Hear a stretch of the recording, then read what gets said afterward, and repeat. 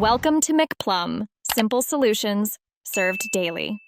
You begin by prioritizing safety. Unload the pistol and remove all ammunition from the area. Verify empty chamber and magazine by sight and touch. This is non-negotiable. Once done, set up a well-lit workspace, wear eye protection, and gather the manufacturer's manual plus basic tools, punches, small drivers, and a parts tray. I won't walk you through step-by-step disassembly here. Instead, this prepares you to follow the official guide or hand the job to a qualified gunsmith. You should next learn what each major assembly does and where to find fasteners. This prevents accidental damage.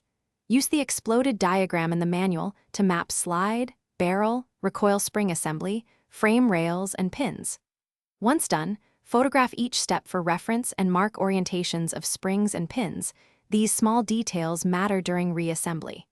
If any component has a retention feature or requires special tools, stop and get professional help instead of improvising. Avoiding guesswork is why you take to finish. Follow the manufacturer's reassembly procedure exactly and perform a controlled function check without live ammunition. Make sure safe handling rules govern every action. If a part resists movement, stop. Don't force it, because bent pins or popped springs cause malfunctions.